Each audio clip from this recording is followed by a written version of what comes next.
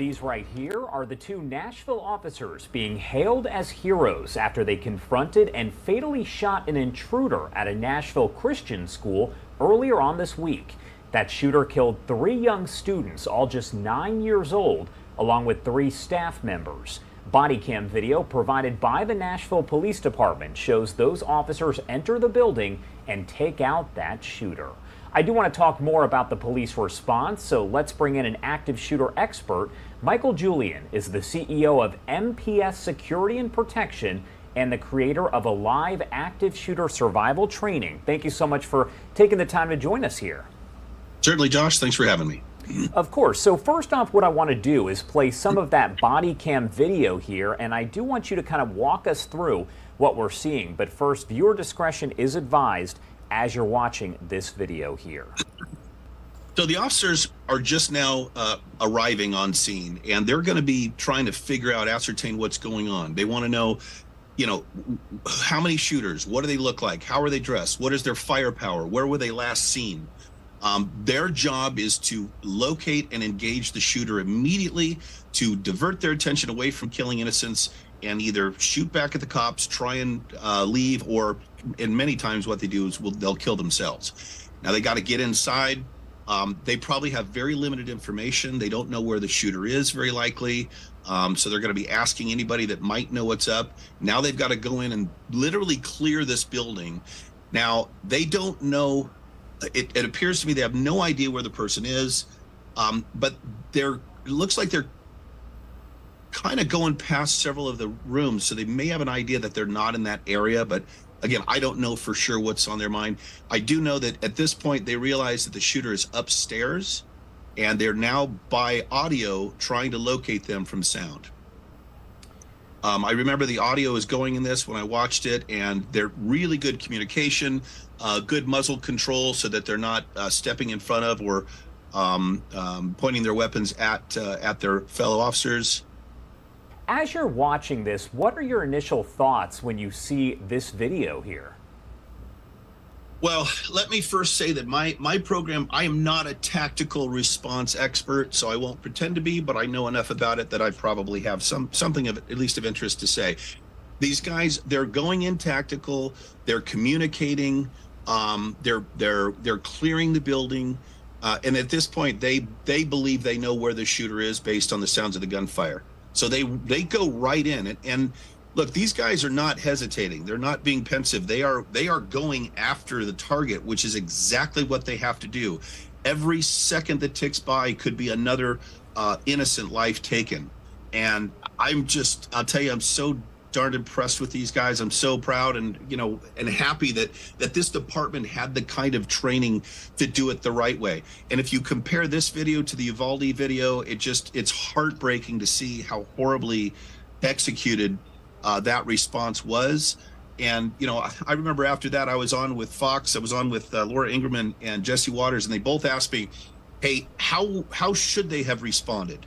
And of course I told them, if it was now, I would just say, watch what the guys did in Nashville. That's how you're supposed to respond. So a lot of people are referring to these two as heroes. I have an idea of how you feel about that, but tell me a little bit more about how you feel as they're classified by folks out there as heroes.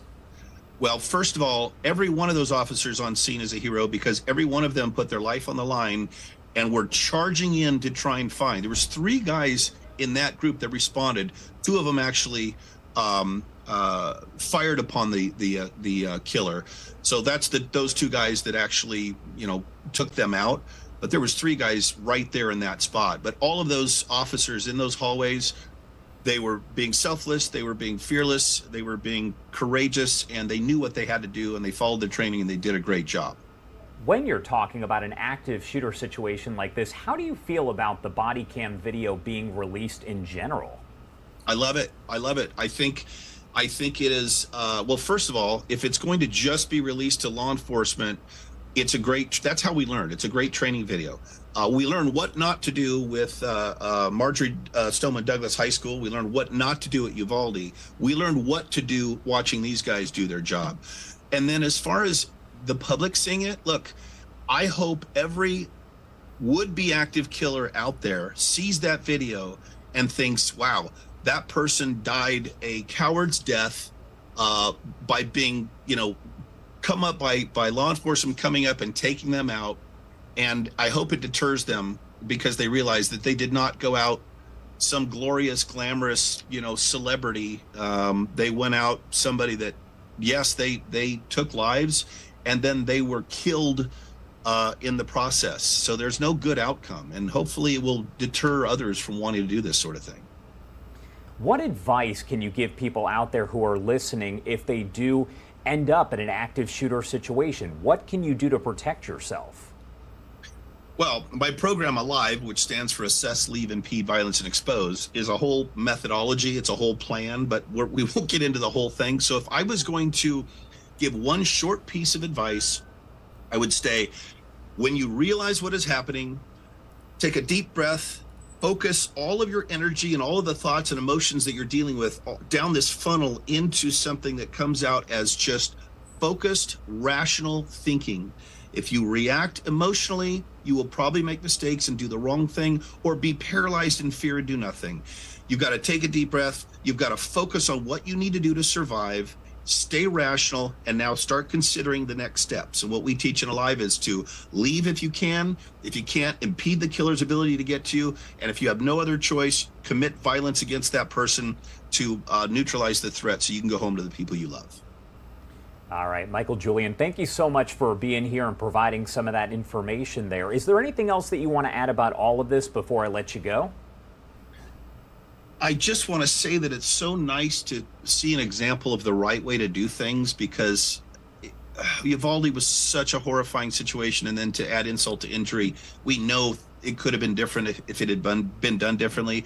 It's so horrifically sad that this happened and those people lost their lives, and there will be people affected by this until they die. Now, thank God for the law enforcement, all of those guys. The two guys that shot the killer, that's great, but it's a team effort. And I hope that law enforcement throughout this nation will see that and go, okay, that's what we need to do, and that's what we will do if we're ever in that situation. All right, Michael, thank you so much for taking the time to join us.